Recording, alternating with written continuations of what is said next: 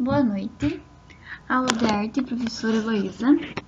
Hoje nós vamos falar um pouco mais sobre o abstracionismo. Como já foi visto um pouco em sala e também vocês fizeram uma leitura do módulo na última aula, a tendência da vanguarda abstrata, ela vai ser um movimento em que a pintura ela vai olhar para si mesma. O que isso quer dizer?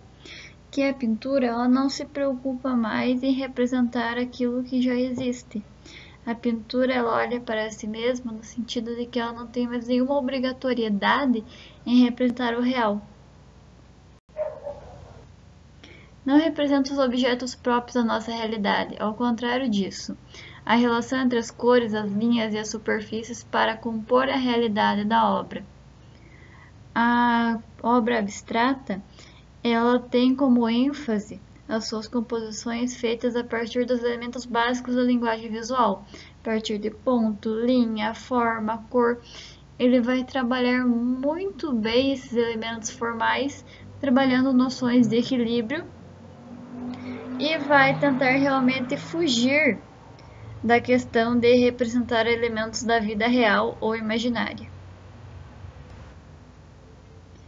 Então, ele busca representar as expressões, ele busca representar a vida, tudo através de formas irreconhecíveis. Se você consegue reconhecer uma forma em uma obra, ela não é abstrata, ela é figurativa, por mais distorcida que esteja. Conforme já vimos, na arte conceitual, o que vale é a ideia do artista e não a técnica em si. Então, a arte abstrata está dentro da arte conceitual. Então, para ela, importam conceitos, intuições, assim como no surrealismo, no dadaísmo, as obras são feitas de maneira intuitiva e não planejada, e também expressões de sentimentos, como nas obras do Pollock.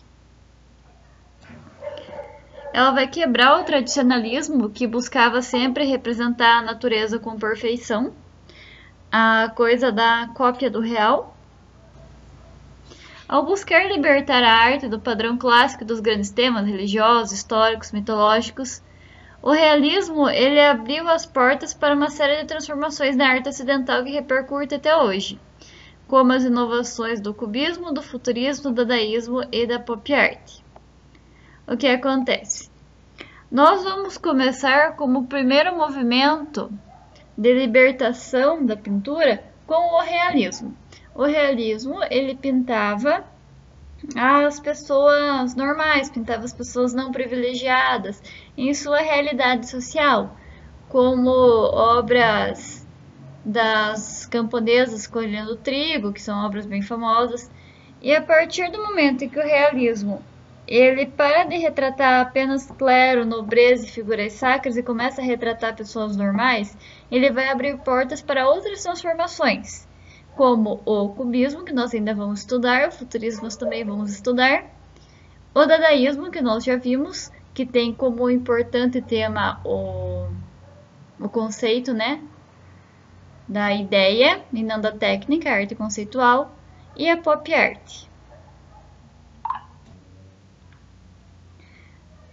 Na abertura para o novo e rompendo radicalmente com a arte consagrada da tradição, alguns artistas do início do século XX passaram a se questionar acerca dos limites e objetivos de representação dos objetos do mundo real. Então, o abstracionismo ele busca fugir da representação do mundo real. Desenvolveu-se então a noção de que a arte, para ser considerada uma obra de arte, não precisaria exatamente ser representada pelo que o artista via em sua realidade, mas também pela forma como ele, como criador, poderia compreender aquela imagem. Ela não precisa ser figurativa.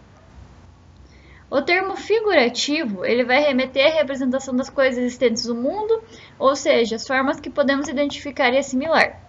O abstracionismo, no entanto, representa a ruptura com a arte figurativa sem compromisso com a representação da realidade, mas sim com as cores e formas, construindo uma realidade que é própria da obra.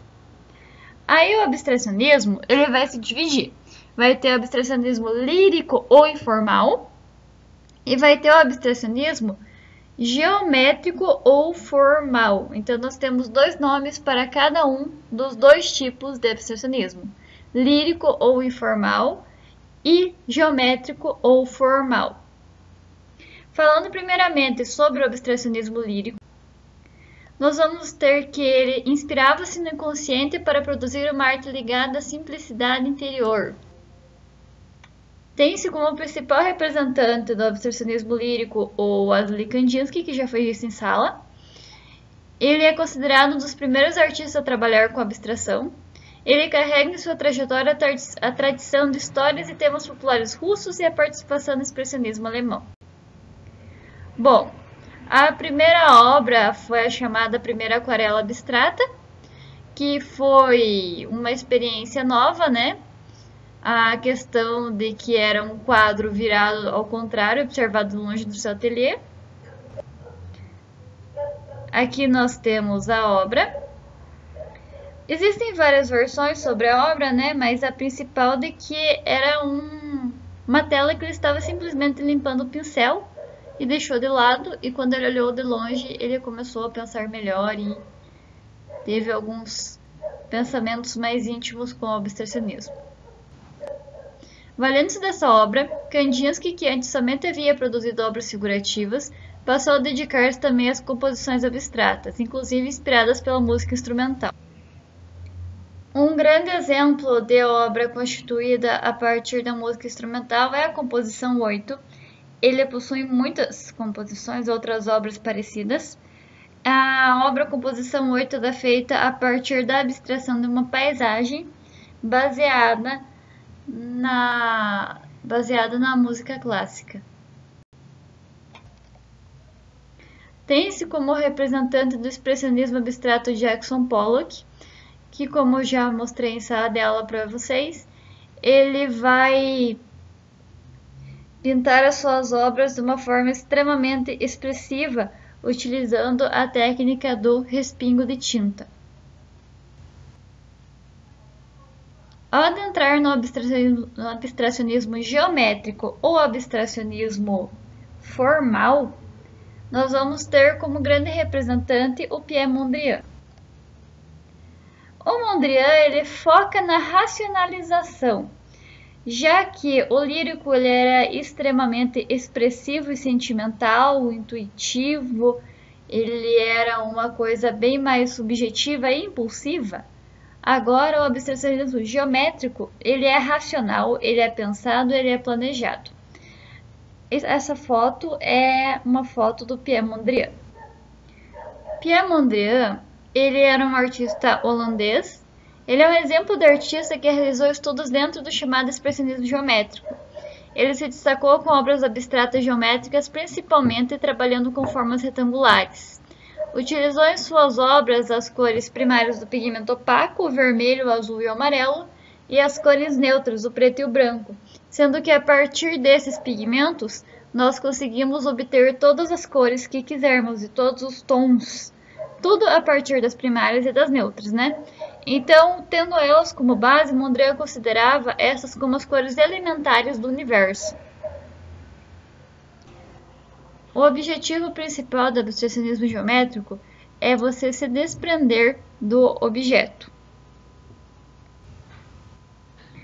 Aqui nós temos um exemplo bem simples da evolução do Mondrian, onde ele está começando a usar apenas as cores indicadas e as formas geométricas, porém aqui ainda existem muitas linhas, ainda existem muitos espaços coloridos, né? E ainda está muito poluída essa imagem, logo ele vai limpando. Essa imagem deveria conter vermelho, amarelo, azul, preto e branco.